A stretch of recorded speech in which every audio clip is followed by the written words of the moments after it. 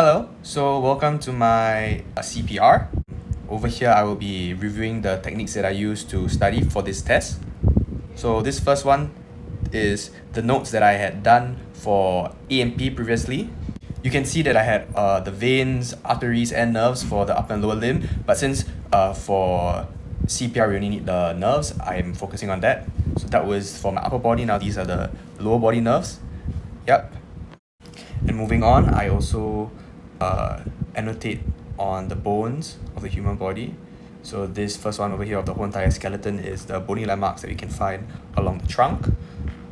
So for example, how to find the fourth rib, or for example, how to find the T3 spinous process, T7 spinous process.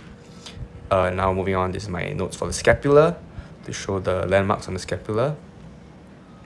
And then the humerus, stuff that we can palpate like the epicondyles. This for the radius, also stuff that we can palpate, and also to identify where like the head is, because like for ulnar radius the head is in different directions.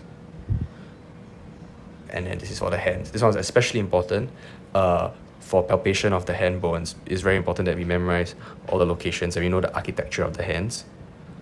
This is my lower body notes.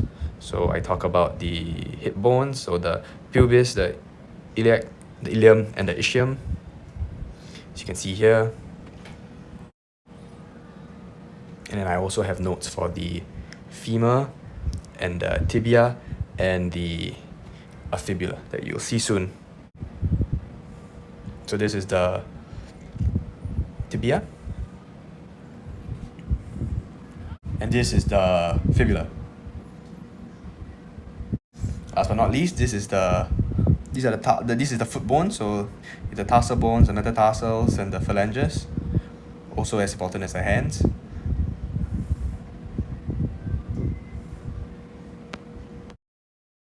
Now moving on to the next stage of my notes. This is the Excel sheet that I use to revise the origins, insertions, innovations, and palpation techniques for the muscle, and to see what it looks like in reality versus in visible body. So you can see I color-coded them. So these are like the lower upper limb muscles, so like the forearm muscles. This is pictures that I did at home with my family members. I have to practice my palpation techniques. I also have videos later that I'll show you. So this is the upper limb, so to speak. So like the biceps, triceps, those muscles. Yeah, this is all done on my balcony. That's how I revised. And these are the like upper lower limb muscles. So like the piriformis, the tensor fasciae latae, the glute muscles. Yeah, so this is like me practicing on a mattress to try and simulate the plinth, even though it's not really the same height or whatever. And this is the lower limb, so whatever is from the knee and below, tibialis anterior, fibularis. Yeah. The next video is of me practicing my palpation techniques on my friend in the lab, which I got his consent to upload this video. When we are trying to feel for the lower trap fibers, you have the patient have his hand overhead, can you relax? Yeah. Hold your thumbs on that. Keep your elbows straight.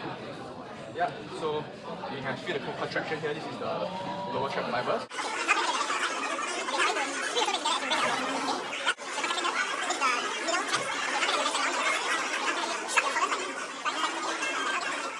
These are also 2x speed. This is me palpating the anterior deltoids. Over here is showing how to palpate the pec minor while feeling it from the coracoid process, the scapula.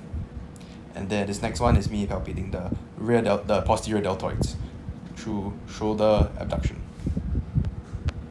And I also use visible body as a tool to look at the different bones and muscles in the human body. I try to gamify it to test my knowledge of like the insertion points and innovations, and yeah, so that's my CPR. Thank you for listening. Bye bye.